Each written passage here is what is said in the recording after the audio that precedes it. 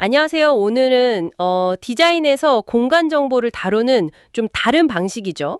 픽셀과 복셀에 대해 한번 깊이 파고들어 보겠습니다. 네, 안녕하세요. 주신 강의 자료 보니까요. 세상을 디지털로 표현하는 데 있어서 이런 관점도 있구나 하는 부분들이 많더라고요. 네, 그렇죠. 이게 단순히 화면 위에 점들이 아니잖아요. 맞아요. 이 픽셀과 복셀이라는 그 구조가 공간 속 정보를 어떻게 담아내는지, 그리고 저희가 예전에 다뤘던 그래프 구조랑은 근본적으로 뭐가 다른지 여기에 좀 초점을 맞춰보면 재밌을 것 같습니다. 좋습니다. 그럼 이번 시간에는 픽셀, 그러니까 2D, 그리고 복셀, 3D가 공간 분석이나 시각화 이걸 넘어서요. 디자인 과정 자체에 어떤 새로운 가능성을 열어주는지 그 핵심만 딱 짚어보는 거죠. 네. 그럼 첫 질문인데요. 이 픽셀 복셀 방식이요. 우리가 알던 그 점과 선으로 연결하던 그래프 방식과는 어떤 차이가 있는 건가요? 가장 큰 차이는요. 다루는 정보의 성격이 있다고 볼 수 있어요. 정보의 성격이요? 네. 픽셀과 복셀은 공간을 아주 규칙적인 격자, 모눈종이나 레고판처럼 딱딱 나누는 거예요. 아, 네네. 그리고 각 칸에 어떤 값을 딱 할당하는 방식이죠. 2D면 픽셀, 3D면 복셀. 네, 이게 지형의 높낮이라든지 아니면 온도 분포처럼 공간 전체에 걸쳐서 이렇게 쭉 연속적으로 변하는 데이터를 표현할 때 아주 효과적이에요. 아, 그렇군요. 그럼 그래프는 지하철 노선도처럼 특정 지점 사이의 그런 이산적인 딱딱 끊어지는 연결관계에 집중했다면 픽셀이랑 복셀은 공간 전체를 빈틈없이 채우는 데이터에 더 맞는다는 말씀이시네요. 네, 바로 그거죠. 근데 자료에서는 이 둘이 완전히 다른 게 아니라 서로 연결되어 있다고 강조하던데 그 부분은 좀 더 생각해 봐야 할 것 같아요. 맞습니다. 그게 핵심이에요. 어떤 구조를 쓰던 결국에는 공간 속 요소들의 관계, 그리고 연결성, 이걸 어떻게 정의하고 써먹느냐가 중요한 거거든요. 네. 자, 그럼 이제 픽셀 하면 제일 먼저 떠오르는 거, 색상. 이거 한번 얘기해 볼까요? 이것도 그냥 보는 색깔 그 이상이더라고요. 네, 저도 그 부분이 되게 흥미로웠어요.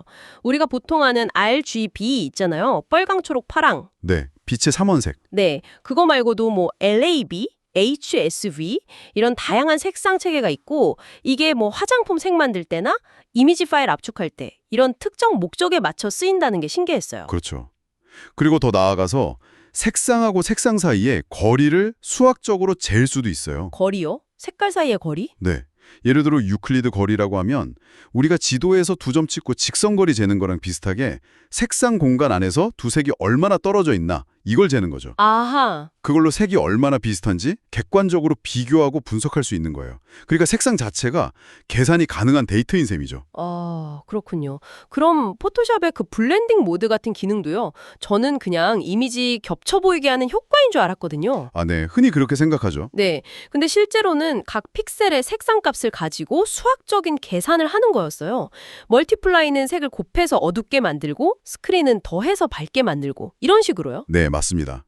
바로 그런 계산 원리를 이해하면 포스 컬러라고 하는 그러니까 의사 색상 기법도 쉽게 이해가 돼요. 포스 컬러요? 네, 실제 색깔이 아니고요. 온도나 밀도 같은 데이터 값의 범위를 시각적으로 확 구분하기 쉬운 색상 스케일로 바꿔서 보여주는 거예요. 아, 온도 분포 지도 같은 거군요. 빨갛고 파랗고 한 거. 그렇죠. 데이터의 그 미묘한 차이를 아주 극적으로 드러내는 아주 강력한 시각화 도구죠. 이야, 색상 하나에도 이렇게 깊은 얘기가 있었네요. 그럼 이 픽셀, 복셀 데이터를 활용하는 다른 응용 사례들은 또 어떤 게 있을까요? 자료에서 필터링, 보관 이런 개념들이 나오던데요? 네. 이미지에 필터나 커널이라는 작은 계산 도구를 적용하는 걸 생각하시면 돼요. 필터, 커널이요? 네. 주변 픽셀 값들을 이용해서 이미지의 경계선, 엣지를 찾아내거나 아니면 좀 부드럽게 뭉개는 블러링 효과를 내는 식으로요. 특정 정보를 강조하거나 노이즈를 없앨 때 많이 쓰이죠. 그렇군요. 데이터 보관, 인터폴레이션이라는 개념도 재밌었어요.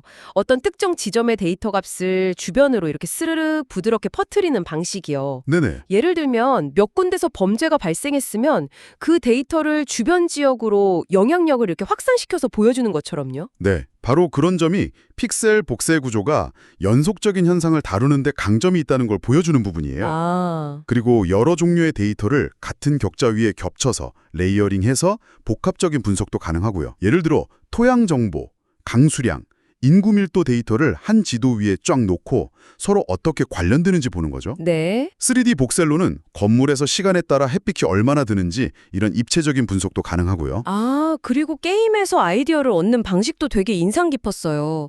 그 마인크래프트처럼 단순한 규칙을 복세 그리드에 적용했더니 엄청 복잡하고 새로운 결과가 막 나오는 거예요. 맞아요. 이게 디자인 프로세스를 좀 추상화하는 좋은 예시 같더라고요. 그렇습니다. 결국 중요한 건 벡터든 그래프든 픽셀이든 복셀이든 뭐 어떤 데이터 구조를 쓰든지 간에요. 데이터 요소들 사이에 연결성하고 관계를 어떻게 설정하고 이걸 활용하느냐. 바로 이겁니다. 연결성과 관계. 네, 이 관계 설정이 바로 계산적인 디자인의 핵심 동력이라고 할 수 있어요. 마치 그 빔 아시죠? 빌딩 정보 모델링? 거기서 각 부재의 정보랑 관계가 딱 정의돼서 전체 모델을 이루는 것처럼요. 아, 네. 이해가 확 되네요. 오늘 이야기 들어보니까 픽셀과 복셀이 단순히 2D, 3D 화면 채우는 점들이 아니었네요. 그렇죠. 공간 정보를 담고 처리하는 아주 유연하고 강력한 데이터 구조라는 걸 명확히 알게 됐습니다.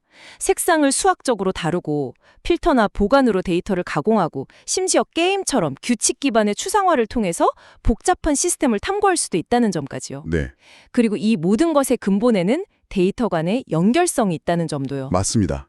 오늘 저희가 나눈 이야기들이 어쩌면 당신의 분야에도 적용될 여지가 있을지 모릅니다. 아, 그럴 수 있겠네요. 혹시 당신이 다루는 문제나 데이터 속에 있는 그 공간적인 측면을 픽셀이나 복셀 같은 격자 구조로 한번 표현해보면 어떨까요? 그렇게 했을 때 이전에는 미처 발견하지 못했던 어떤 새로운 패턴이나 관계 혹은 뭐 해결책의 실마리 같은 게 보일지도 모르거든요. 한번 상상해 보시는 건 어떨까 싶네요.